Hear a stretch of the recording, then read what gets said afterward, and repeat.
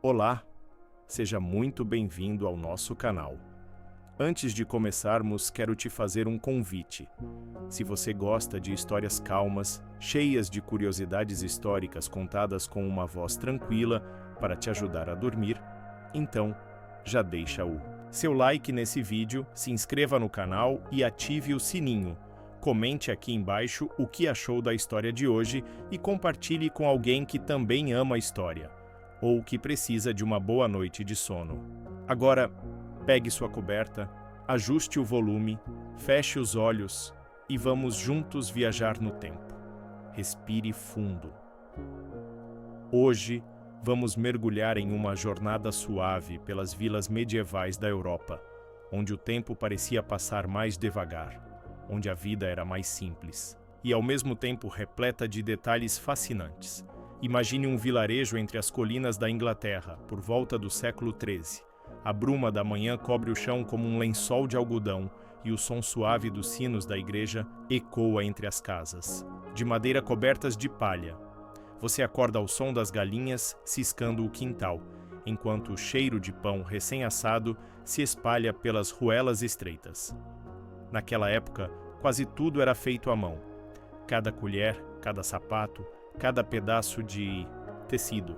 As pessoas viviam da terra e das estações, daquilo que conseguiam plantar, colher e trocar. Mas engana-se quem pensa que o dia era só trabalho. Vamos entrar agora na casa de uma família comum. Um pai artesão, uma mãe que cuida da casa, e das crianças, e 2 filhos pequenos. O fogão a lenha está sempre quente. Eles tomam uma sopa simples de nabo e cevada e, em dias especiais, compartilham um pedaço de queijo envelhecido, feito com o leite da própria vaca. As paredes são de barro, reforçadas com madeira, e o telhado, bem, ele sempre pinga um pouquinho, quando chove, mas a família já se acostumou. O calor do fogo, a luz fraca das velas e os contos que a avó conta ao entardecer aquecem o coração mais do que qualquer coisa. Lá fora, o ferreiro começa o dia batendo o ferro com firmeza. A cada martelada, uma peça nova para a carroça de alguém, uma ferradura ou uma tranca para alguma porta. Enquanto isso, o camponês leva os porcos para o pasto, e as mulheres se reúnem para afiar a lã e conversar. Suas vozes se misturam, ao som do vento e das folhas dançando no ar. A vida ali era ritmada pelos sinos da igreja. 3 toques pela manhã, um ao meio-dia, e outro quando o sol se punha atrás das colinas. Era hora de parar, agradecer e descansar. Você sabia que os aldeões raramente comiam carne? Era um luxo. A dieta era baseada em grãos, vegetais e, ocasionalmente, peixe salgado ou carne defumada. Os sabores eram sutis, mas o alimento era sagrado. A fome era uma visitante silenciosa que todos temiam. Mas nem tudo era dificuldade. Havia festas também. Durante o solstício de verão, a vila se reunia ao redor de uma fogueira gigante. Crianças corriam entre as tochas, os homens dançavam em círculos e as mulheres trançavam flores nos cabelos umas das outras. Era nesse tipo de celebração que nasciam os romances. Aliás, o amor na Idade Média era bem diferente do que conhecemos hoje. Muitas uniões eram arranjadas, mas em meio às feiras, aos mercados e aos cantores ambulantes que narravam feitos heróicos e histórias de cavalaria, havia espaço para olhares tímidos e mãos que se tocavam por um segundo a mais. A música, suave. Instrumentos simples, como flautas de osso, harpas pequenas e tambores feitos com couro esticado. O som era hipnótico, e à noite, antes de dormir, era comum alguém entoar uma canção para as crianças. E por falar nisso, é hora de diminuir ainda mais o ritmo. Vamos nos deitar sob o céu estrelado dessa vila. A grama cheira a terra molhada, e ao longe se ouve o uivo de um lobo nas montanhas. Você está seguro, envolto em mantas feitas de lã tecida com cuidado. A brisa é leve, a lua está cheia. Amanhã o ciclo se repete. Mas agora é hora de sonhar. Sonhar com os campos dourados, com as pontes de pedra sobre rios calmos, com castelos distantes e segredos escondidos em pergaminhos antigos. Vamos continuar a jornada, visitando outras vilas, descobrindo as profissões esquecidas do passado, como os fabricantes de velas, os colhedores de ervas, os mestres da madeira. Você vai ouvir sobre os feudos, sobre os senhores e seus castelos. Mas com calma, sempre com calma. E quando você acordar, talvez descubra que aprendeu algo novo enquanto dormia, porque às vezes é nas histórias mais silenciosas que encontramos os detalhes mais preciosos. O tempo passa. A névoa da manhã dá lugar a um sol tímido que atravessa as nuvens cinzentas. No campo, as mulheres colhem plantas medicinais, camomila, alecrim, lavanda e tomilho, que depois serão secas e guardadas com cuidado em pequenos sacos de linho. Essas ervas não são apenas temperos, elas são cura. Num tempo em que os médicos eram raros e caros, o saber popular era passado de mãe para filha, e cada erva tinha seu segredo. Você sabia que na Idade Média era comum se usar vinagre de maçã para curar infecções na pele ou que folhas de sálvia eram mastigadas para aliviar dores de dente? Agora imagine! No final da tarde, um velho contador de histórias se aproxima da vila. Ele caminha devagar, com um cajado entalhado, um chapéu gasto e um sorriso discreto. As crianças correm ao redor dele, e os adultos deixam as tarefas de lado, só por um momento para ouvir. Com a voz rouca e pausada, ele começa a falar de reis e dragões, de cidades perdidas e milagres escondidos em florestas sagradas. Tudo é possível na voz de um bom contador. Mas não eram só as histórias que encantavam. Havia lendas, muitas lendas. Lendas sobre rios que cantavam à noite, sobre pedras que choravam sob a luz da lua cheia, sobre mulheres que viravam corujas e monges que podiam andar sobre a água. Essas histórias, contadas à beira do fogo, embalavam as noites e muitas vezes explicavam o que ninguém entendia. Vamos caminhar agora até o mosteiro mais próximo. Lá, vivem monges silenciosos, dedicados à oração e ao trabalho manual. Eles cuidam de hortas, copiam livros antigos e produzem tintas com ingredientes secretos, como açafrão, carvão e vinho tinto. Na biblioteca, o cheiro de couro e pergaminho nos envolve. Lá estão guardados os segredos de séculos, mapas, fórmulas, profecias. E o som da pena arranhando o papel é quase uma melodia constante. Você consegue ouvir? Shhh. A escrita era um dom, e cada letra um gesto de reverência. A noite cai novamente, e enquanto as estrelas surgem uma a uma no céu, a vila adormece. Lentamente, um sino toca ao longe. Um cachorro late. E no alto da colina, um cavaleiro solitário observa tudo, como se fosse parte de um mundo que já passou e que agora vive apenas nas lembranças. Mas vamos continuar. Nas próximas horas vamos viajar para outras vilas, ver como eram os casamentos, como se celebravam os nascimentos. E até como eram os funerais, com cantos suaves e danças para espantar o medo da morte. Você aprenderá sobre as feiras medievais onde se vendiam tecidos, espelhos, livros e até perfumes. Sobre os médicos itinerantes que chegavam com suas maletas de madeira e promessas de cura. Sobre as bruxas que muitas vezes eram apenas mulheres sábias, temidas por saberem demais. Vamos visitar a cozinha de um castelo, onde o fogo nunca se apaga. Onde cozinheiros trabalham em silêncio, preparando banquetes com fazões, tortas de frutas, raízes exóticas e vinhos escuros. Vamos ouvir os passos nos corredores de pedra, as armaduras tilintando ao longe, e as vozes dos bardos entoando.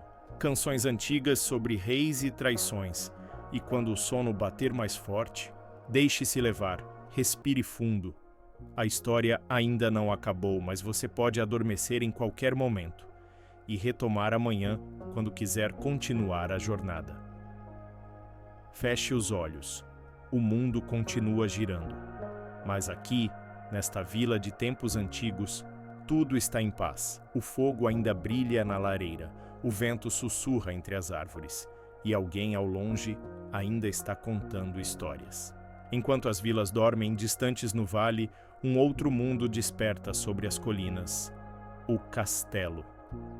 majestoso, silencioso, envolto em brumas e lendas. Suas torres se erguem contra o céu acinzentado e suas muralhas guardam histórias que poucos conhecem. Lá dentro, a vida também acorda com o canto dos galos. Mas é diferente. Os passos nas pedras soam mais firmes, as palavras são mais contidas e cada gesto, cada olhar, carrega o peso da tradição. No salão principal, pendem tapeçarias bordadas à mão, retratando batalhas antigas, brasões de família e animais lendários. O chão de pedra fria é varrido logo cedo por servos que conhecem o valor do silêncio. Porque ali, até o eco precisa respeitar a hierarquia. Do lado de fora, nos pátios, escudeiros treinam com espadas de madeira. Eles giram, pulam, gritam, caem e levantam de novo. Sonham em se tornar cavaleiros, mas para isso precisam aprender. Mais do que lutar, precisam saber montar, caçar, servir à mesa, tocar alaúde, falar com respeito, obedecer às regras do feudo e, acima de tudo, jurar lealdade. Ser cavaleiro não era uma fantasia romântica. Era uma vida inteira dedicada ao dever. Com o tempo, alguns escudeiros se tornam pajens e depois, com honra, recebem o título de cavaleiro ao som de trombetas e palavras sagradas. A cerimônia é sempre feita ao amanhecer, com a luz dourada do sol entrando pelas janelas, e o juramento sendo feito com a mão sobre a espada e os olhos voltados ao céu. Enquanto isso, a senhora do castelo, vestida com túnicas finas, adornada com fios de prata e colares de âmbar, supervisiona o trabalho das cozinheiras. Em sua presença, tudo precisa estar perfeito. Os queijos devem estar na maturação correta, o pão precisa sair do forno em silêncio, e os temperos, colhidos no jardim, devem ser usados com precisão. No salão de jantar, os nobres se sentam em longas mesas. Não é apenas comida, é um ritual. Antes da primeira mordida, uma bênção. Durante a refeição, nenhum exagero. Cada garfada vem com etiqueta, cada taça erguida com propósito. E depois, enquanto a lareira estala, vêm os trovadores. Os trovadores, eles cantam histórias de amor impossível, de batalhas vencidas por coragem, de reis justos e rainhas traídas. Suas vozes são como névoa, envolvem, escondem, seduzem.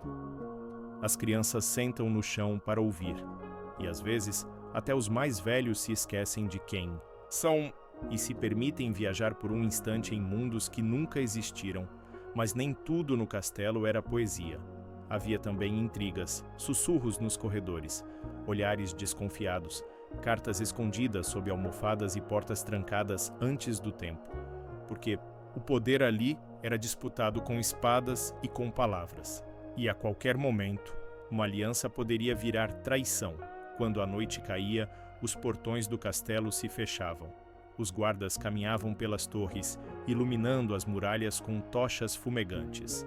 Os cães eram soltos nos pátios, e as velas, apagadas uma a uma, deixavam tudo em penumbra. Somente as estrelas continuavam acordadas. E às vezes, uma figura solitária caminhava pelo terraço, observando o mundo lá fora, imaginando se algum dia voltaria a ser simples.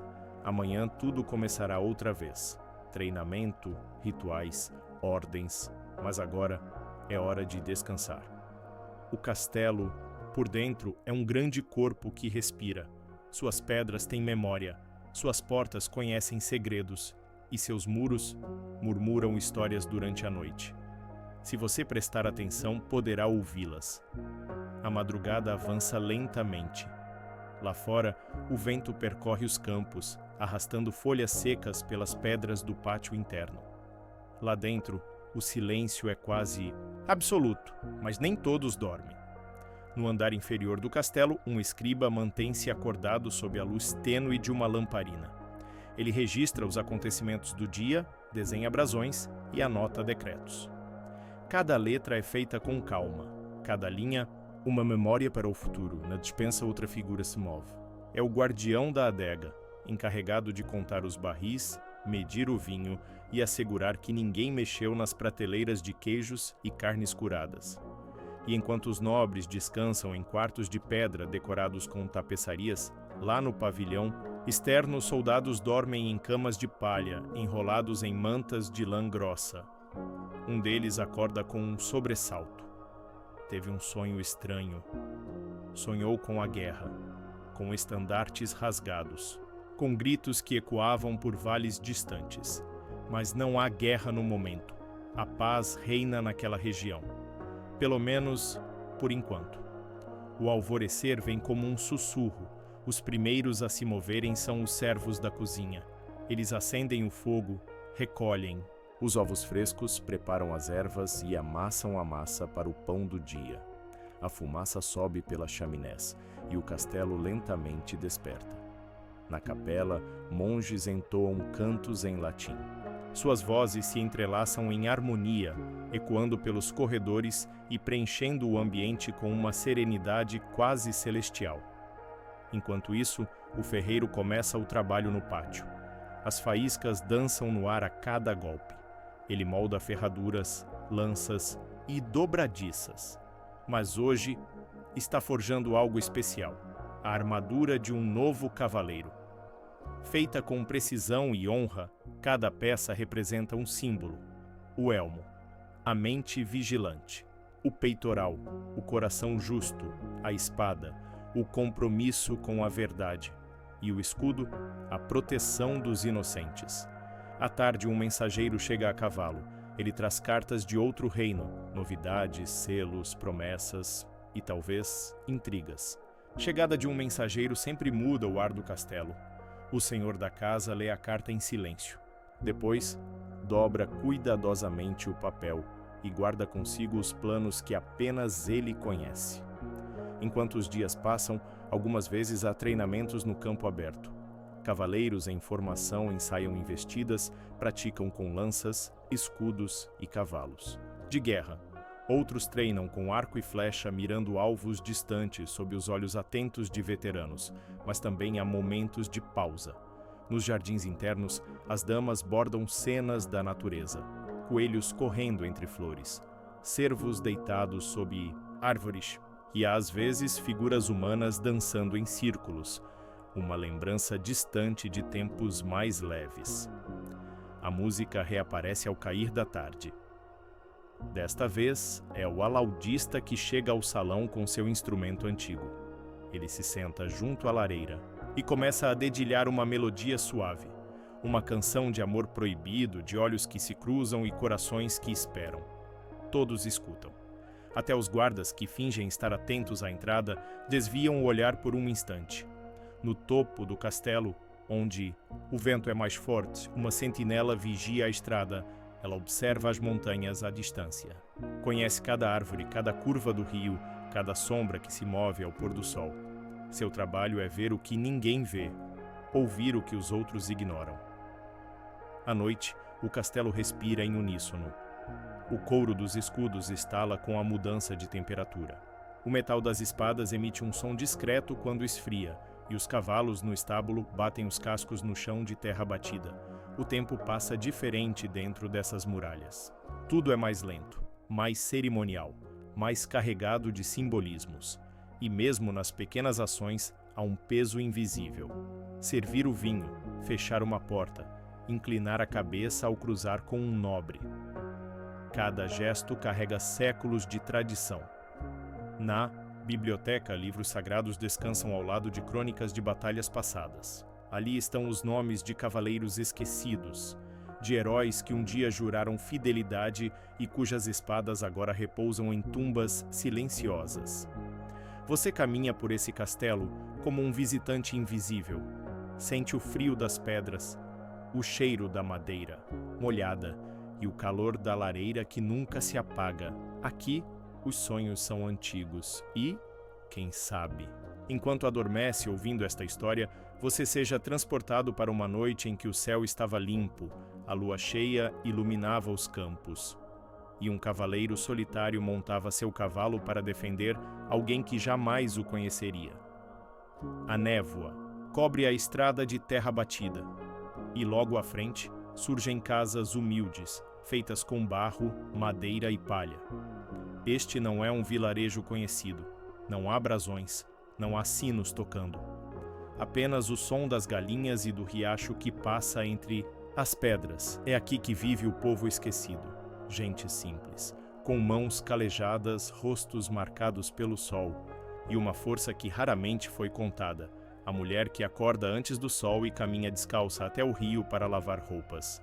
Ela não tem título, mas sustenta uma família inteira com seus braços. O homem que colhe lenha no bosque gelado, empilhando gravetos com cuidado para não atrair lobos. Ele não aparece nos documentos do reino, mas sem ele, ninguém teria fogo para cozinhar ou se aquecer. A criança que carrega água em potes de barro, os pés sujos de lama, o olhar curioso e atento a tudo, esses são os verdadeiros pilares do mundo medieval. Eles não usavam armaduras brilhantes, não escreviam cartas, não sabiam assinar o próprio nome, mas sabiam ler o céu. Sabiam quando o tempo ia mudar, só pelo cheiro da terra. Sabiam colher plantas que curavam feridas, sabiam assar pão com as cinzas certas, sabiam viver com pouco e compartilhar o quase nada com quem tinha ainda menos. Eles tinham medo do inverno, porque o frio era impiedoso. A madeira era pouca, e a sopa muitas vezes era só água morna, com um pouco de sal. Mas mesmo assim, havia alegria. Às vezes, ao redor de uma fogueira improvisada, alguém pegava um tambor feito com pele de bode e começava a batucar. Outros batiam palmas e dançavam para espantar o frio, para esquecer a fome, ou só porque, naquele momento, havia algo mais forte do que a dor, a vontade de viver. No final da tarde, os homens voltam com cestas, de peixes, raízes e folhas, e as mulheres já estão com o caldeirão sobre as brasas. O cheiro da comida simples se espalha. Batata, alho poró, um fio de gordura. E todos se sentam no chão juntos em silêncio, antes da primeira colherada. Antes da primeira mordida, uma bênção. Durante a refeição, nenhum exagero. Cada garfada vem com etiqueta, cada taça erguida com propósito. E depois, enquanto a lareira estala, vêm os trovadores. Os trovadores, eles cantam histórias de amor impossível, de batalhas vencidas por coragem, de reis justos e rainhas traídas. Suas vozes são como névoa, envolvem, escondem, seduzem. As crianças sentam no chão para ouvir, e às vezes até os mais velhos se esquecem de quem são e se permitem viajar por um instante em mundos que nunca existiram, mas nem tudo no castelo era poesia. Havia também intrigas, sussurros nos corredores, olhares desconfiados, cartas escondidas sob almofadas e portas trancadas antes do tempo, porque o poder ali era disputado com espadas e com palavras, e a qualquer momento, uma aliança poderia virar traição. Quando a noite caía, os portões do castelo se fechavam. Os guardas caminhavam pelas torres, iluminando as muralhas com tochas fumegantes. Os cães eram soltos nos pátios, e as velas, apagadas uma a uma, deixavam tudo em penumbra. Somente as estrelas continuavam acordadas. E às vezes, uma figura solitária caminhava pelo terraço, observando o mundo lá fora, imaginando se algum dia voltaria a ser simples. Amanhã tudo começará outra vez. Treinamento, rituais, ordens, mas agora é hora de descansar. O castelo, por dentro, é um grande corpo que respira. Suas pedras têm memória, suas portas conhecem segredos e seus muros murmuram histórias durante a noite. Se você prestar atenção, poderá ouvi-las. A madrugada avança lentamente.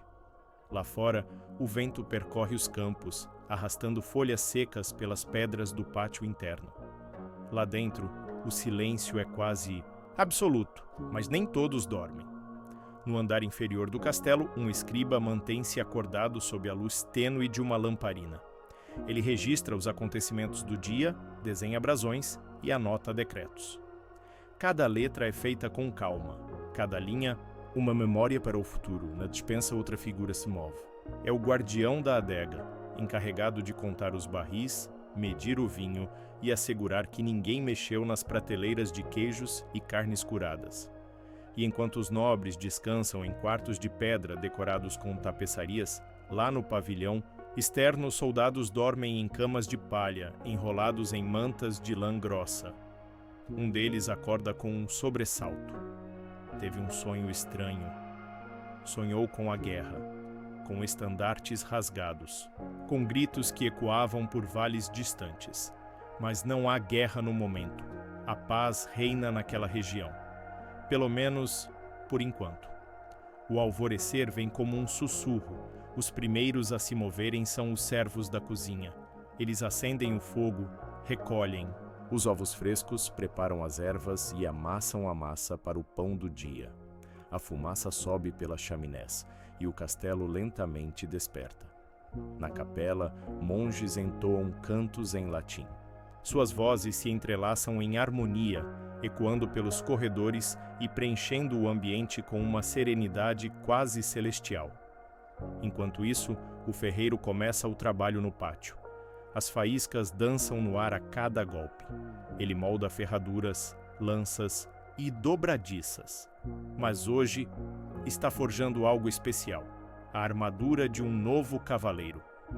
Feita com precisão e honra, cada peça representa um símbolo: o elmo, a mente vigilante, o peitoral, o coração justo, a espada, o compromisso com a verdade, e o escudo, a proteção dos inocentes. À tarde, um mensageiro chega a cavalo. Ele traz cartas de outro reino, novidades, selos, promessas e, talvez, intrigas. Chegada de um mensageiro sempre muda o ar do castelo. O senhor da casa lê a carta em silêncio. Depois, dobra cuidadosamente o papel e guarda consigo os planos que apenas ele conhece. Enquanto os dias passam, algumas vezes há treinamentos no campo aberto. Cavaleiros em formação ensaiam investidas, praticam com lanças, escudos e cavalos. De guerra, outros treinam com arco e flecha mirando alvos distantes sob os olhos atentos de veteranos, mas também há momentos de pausa. Nos jardins internos, as damas bordam cenas da natureza. Coelhos correndo entre flores, cervos deitados sob árvores e às vezes figuras humanas dançando em círculos, uma lembrança distante de tempos mais leves. A música reaparece ao cair da tarde. Desta vez, é o alaudista que chega ao salão com seu instrumento antigo. Ele se senta junto à lareira e começa a dedilhar uma melodia suave, uma canção de amor proibido, de olhos que se cruzam e corações que esperam. Todos escutam. Até os guardas, que fingem estar atentos à entrada, desviam o olhar por um instante. No topo do castelo, onde o vento é mais forte, uma sentinela vigia a estrada. Ela observa as montanhas à distância. Conhece cada árvore, cada curva do rio, cada sombra que se move ao pôr do sol. Seu trabalho é ver o que ninguém vê, ouvir o que os outros ignoram. À noite, o castelo respira em uníssono. O couro dos escudos estala com a mudança de temperatura. O metal das espadas emite um som discreto quando esfria, e os cavalos no estábulo batem os cascos no chão de terra batida. O tempo passa diferente dentro dessas muralhas. Tudo é mais lento, mais cerimonial, mais carregado de simbolismos. E mesmo nas pequenas ações, há um peso invisível. Servir o vinho, fechar uma porta, inclinar a cabeça ao cruzar com um nobre. Cada gesto carrega séculos de tradição. Na biblioteca, livros sagrados descansam ao lado de crônicas de batalhas passadas. Ali estão os nomes de cavaleiros esquecidos, de heróis que um dia juraram fidelidade e cujas espadas agora repousam em tumbas silenciosas. Você caminha por esse castelo como um visitante invisível. Sente o frio das pedras, o cheiro da madeira molhada e o calor da lareira que nunca se apaga. Aqui, os sonhos são antigos e, quem sabe, enquanto adormece ouvindo esta história, você seja transportado para uma noite em que o céu estava limpo, a lua cheia iluminava os campos, e um cavaleiro solitário montava seu cavalo para defender alguém que jamais o conheceria. A névoa, cobre a estrada de terra batida. E logo à frente surgem casas humildes, feitas com barro, madeira e palha. Este não é um vilarejo conhecido. Não há brasões, não há sinos tocando. Apenas o som das galinhas e do riacho que passa entre as pedras. É aqui que vive o povo esquecido. Gente simples, com mãos calejadas, rostos marcados pelo sol, e uma força que raramente foi contada. A mulher que acorda antes do sol e caminha descalça até o rio para lavar roupas. Ela não tem título, mas sustenta uma família inteira com seus braços. O homem que colhe lenha no bosque gelado, empilhando gravetos com cuidado para não atrair lobos. Ele não aparece nos documentos do reino, mas sem ele, ninguém teria fogo para cozinhar ou se aquecer. A criança que carrega água em potes de barro. Os pés sujos de lama. O olhar curioso e atento a tudo, esses são os verdadeiros pilares do mundo medieval. Eles não usavam armaduras brilhantes, não escreviam cartas, não sabiam assinar o próprio nome, mas sabiam ler o céu. Sabiam quando o tempo ia mudar, só pelo cheiro da terra. Sabiam colher plantas que curavam feridas. Sabiam assar pão com as cinzas certas. Sabiam viver com pouco e compartilhar o quase nada com quem tinha ainda menos. Eles tinham medo do inverno, porque o frio era impiedoso. A madeira era pouca e a sopa muitas vezes era só água morna, com um pouco de sal. Mas mesmo assim, havia alegria. Às vezes, ao redor de uma fogueira improvisada, alguém pegava um tambor feito com pele de bode e começava a batucar. Outros batiam palmas e dançavam para espantar o frio, para esquecer a fome, ou só porque, naquele momento, havia algo mais forte do que a dor, a vontade de viver. No final da tarde, os homens voltam com cestas, de peixes, raízes e folhas, e as mulheres já estão com o caldeirão sobre as brasas. O cheiro da comida simples se espalha. Batata, alho poró, um fio de gordura. E todos se sentam no chão juntos em silêncio, antes da primeira colherada. Na parede de barro não há quadros, mas há marcas, riscos feitos por crianças, símbolos que representam bênçãos, e folhas secas penduradas como proteção. À noite, uma senhora muito velha, quase sem dentes, conta histórias. Histórias de quando era jovem, de quando viu estrelas cadentes, de quando perdeu um filho, de quando sonhou com um cervo branco que a levou até uma árvore cheia de frutas, mesmo em pleno inverno. Todos ouvem, porque a palavra dela vale mais do que qualquer livro. Ela é o livro. Essas pessoas vivem longe dos castelos, longe dos mercados movimentados, longe dos mapas desenhados pelos nobres, mas elas estão vivas, na fumaça que sobe do fogão, no som do martelo do sapateiro, no grito do menino que corre atrás de uma galinha fujona. Elas riem, choram, rezam, com fé simples, com mãos sujas, com o coração inteiro. Ao amanhecer, tudo recomeça. A água precisa ser buscada. Os porcos precisam ser alimentados. O milho precisa ser moído. A vida aqui não para. E mesmo que ninguém escreva sobre eles, mesmo que seus nomes se percam, eles deixam marcas, marcas na terra, no tempo, no céu. Agora, feche os olhos. Imagine estar ali, sentado num banco de madeira, ao lado de um forno aceso, com cheiro de pão fresco, ouvindo a brisa lá fora, sentindo a calma de um lugar onde tudo é mais lento, onde as preocupações são pequenas, mas reais, onde o amor é silencioso e a dor dividida entre todos, porque às vezes os maiores heróis da história são os que apenas sobreviveram. A noite chega sem pressa, como quem já conhece todos os caminhos. Nas vilas mais afastadas, quase não há luz. A única chama vem das fogueiras, ou de velas feitas com gordura animal que exalam um cheiro forte, mas necessário. É nesse breu que surgem os andarilhos, homens e mulheres que não pertencem a nenhum lugar. Pessoas que andam de vila em vila com sacolas nas costas, sandálias gastas e olhos que já viram mais do que conseguem contar. Alguns são músicos, carregam flautas de madeira tambores pequenos ou cordas penduradas como harpas improvisadas. Eles chegam, tocam uma canção, recebem um pedaço de pão, uma sopa quente e seguem caminho sem perguntar nada. Outros são contadores de histórias. Sentam-se em troncos enrolados em mantas e dizem: ouçam, esta é a história de um rei que perdeu tudo e encontrou a si mesmo num campo de trigo. Todos param, mesmo os mais cansados, porque há algo mágico nas palavras ditas com verdade. Mas nem todos os andarilhos são bem-vindos. Alguns carregam doenças, outros suspeitas, e muitos são apenas incompreendidos. Entre eles estão as mulheres sozinhas, chamadas de bruxas, às vezes sem nunca terem feito mal a ninguém.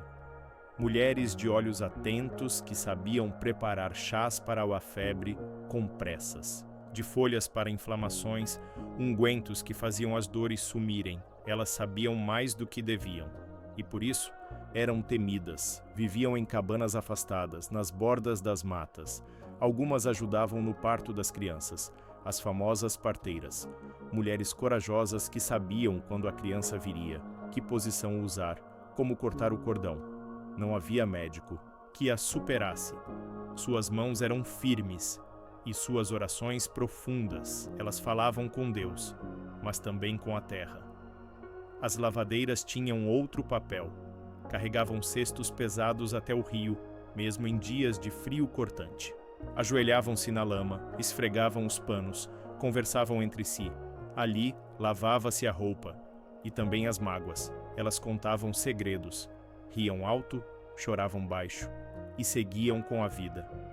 Os órfãos viviam pelas bordas. Alguns trabalhavam desde cedo para mestres que os acolhiam em troca de serviços. Outros vagavam oferecendo ajuda em troca de comida, mas havia também os anciãos. Velhos de pele fina, voz trêmula e passos lentos. Eles não eram mais úteis aos olhos do mundo, mas eram tesouros para os que sabiam ouvir. Sentados em banquinhos, à sombra das árvores narravam tempos que ninguém mais lembrava. E quando falavam, o tempo parava. E assim, entre sombras e silêncios, os povos esquecidos teciam a vida. Com agulhas invisíveis, com gestos pequenos, com a coragem de quem sobrevive sem reconhecimento. Eles não aparecem nas histórias dos reis, mas foram eles que sustentaram os castelos. Foram eles que prepararam a terra onde tudo foi plantado, que aqueceram o corpo dos que voltavam da guerra, que ensinaram os filhos dos nobres a caminhar. Foram eles que cantaram baixinho quando alguém partiu, que limparam as feridas sem fazer perguntas, que riram mesmo quando nada havia para rir, e quando morriam, eram enterrados sem nome, mas com lágrimas sinceras. Hoje, você os ouviu. E talvez, pela primeira vez, alguém pense neles com respeito. Eles não pedem estátuas, nem templos, nem glória, apenas que não sejam esquecidos de novo. Agora, respire fundo, imagine-se sentado numa pequena casa de pedra. Do lado de fora, a chuva cai leve. Do lado de dentro, uma sopa quente espera por você. E uma voz está contando essa história baixinho, só para você dormir em paz. Feche os olhos. Você está seguro. Você está em casa.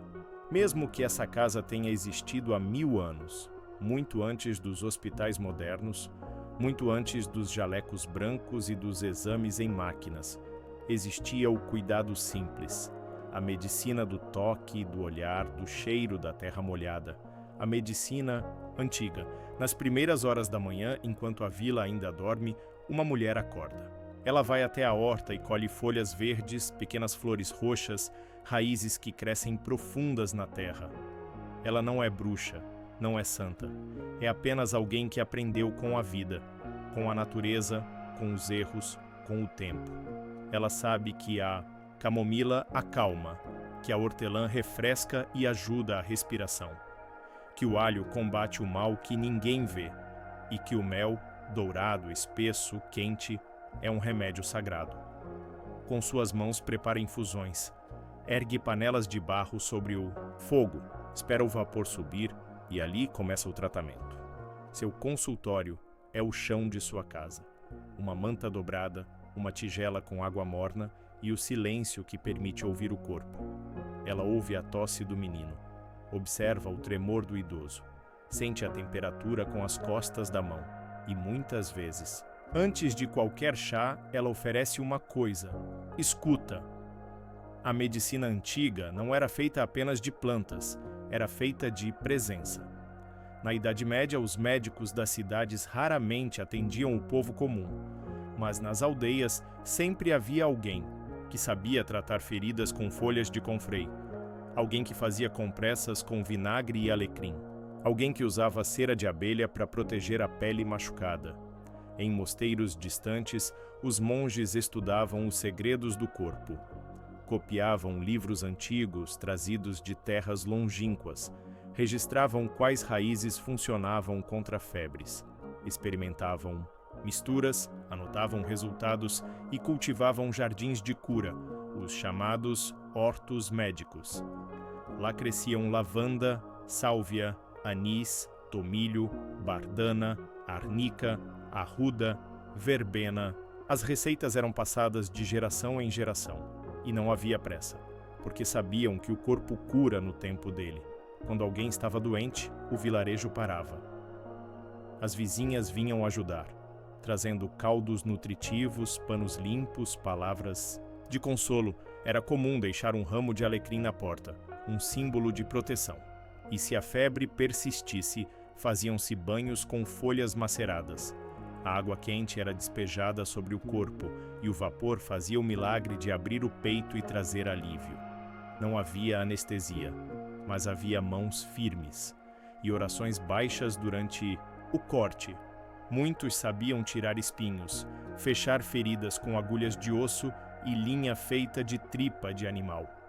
Outros dominavam o uso do carvão em queimaduras, da argila fria em inchaços e da cebola cortada para aliviar congestões. As parteiras tinham saberes únicos. Elas conheciam os sinais do corpo da mulher. Sabiam quando uma criança viria antes do tempo. Sabiam quando o cordão estava enrolado. Sabiam o que dizer quando o medo era maior que a dor. Elas usavam óleo de oliva para massagear. Usavam panos quentes sobre o ventre. E ofereciam palavras suaves que traziam mais força do que qualquer raiz. Elas ficavam ao lado, mesmo quando tudo parecia impossível, mesmo quando a morte rondava, e quando o bebê finalmente chorava, a vila inteira escutava e celebrava. Em tempos de guerra, os curadores improvisavam com o que tinham. Cascas de árvore viravam bandagens, cinzas misturadas com gordura estancavam sangramentos, e folhas frescas, presas com tiras de couro, protegiam contra infecções. Poucos sabiam, mas o vinagre era um grande aliado. Lavava feridas e afastava odores ruins. Já o sal, quando usado com cuidado, purificava. Na ausência de tudo, havia o calor do corpo, o pano limpo e o tempo. Agora, respire fundo. Imagine-se deitado sobre uma manta de lã.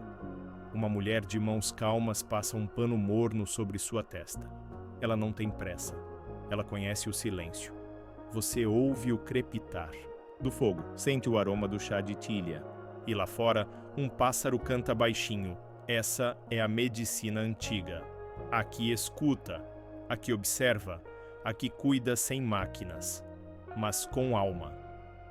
Em cada canto do mundo antigo, a medicina floresceu à sua maneira, com diferentes plantas, nomes, crenças e métodos, mas sempre com o mesmo objetivo: aliviar a dor, cuidar da vida, preservar o corpo. Vamos caminhar agora por esses lugares. Começamos pelo interior da Europa. Nas regiões frias do norte, os povos germânicos usavam musgos, raízes e cascas para tratar feridas causadas por espinhos ou frio extremo. O pinho era fervido para limpar os pulmões. A casca do salgueiro, rica em ácido salicílico, era mastigada para aliviar dores, um dos primeiros usos do que hoje conhecemos como aspirina.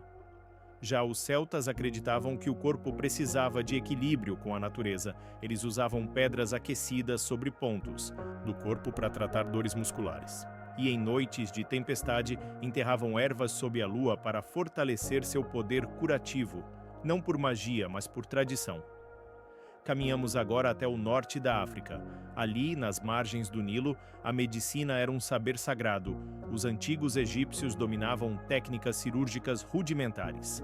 Sabiam abrir abscessos, tratar fraturas com talas de madeira e imobilizações feitas com linho embebido em gesso. O mel era um dos ingredientes mais valorizados. Usado em feridas, combatia infecções e acelerava a cicatrização. Também usavam óleo de rícino para digestão e uma mistura de argila com vinho para acalmar o estômago irritado. Seus papiros, verdadeiros livros de medicina, traziam receitas com doses, aplicações e efeitos colaterais. Os egípcios tratavam os olhos com extratos de cebola e usavam infusões de cominho e erva doce para dores menstruais. Eles entendiam que um corpo bem cuidado era um corpo digno dos deuses. Seguimos para o Oriente. Médio Ponto ali, em terras áridas, nasceu um dos maiores legados da medicina antiga, os tratados persas e árabes. Avicena, também conhecido como Ibn Sina, escreveu uma obra chamada O Cânone da Medicina. Nesse livro, ele catalogou centenas de ervas, doenças e tratamentos com uma precisão admirável. Os médicos árabes sabiam da importância da higiene, recomendavam lavar as mãos, usar panos limpos e cuidar da alimentação. O açafrão era usado como anti-inflamatório, a mirra como antisséptico e o gengibre como estimulante da circulação.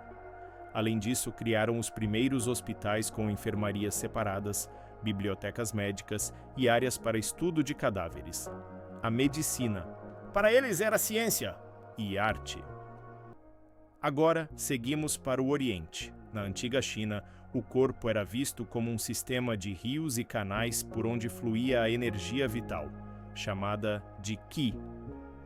A doença era muitas vezes um bloqueio dessa energia. Os curadores chineses usavam a acupuntura, pequenas agulhas aplicadas em pontos específicos do corpo, para restaurar o fluxo do Qi. Também praticavam massagens, banhos com ervas e aplicavam ventosas de bambu aquecido para aliviar tensões. Na fitoterapia usavam mais de 300 tipos de raízes, folhas e cogumelos. A artemísia, o ginseng, o chá verde, o astrágalo, todos com funções específicas. Baseadas em milhares de anos de observação, os médicos chineses andavam com cadernos onde anotavam sintomas, ciclos lunares, clima e humor do paciente. Eles tratavam o corpo, sim, mas também o espírito.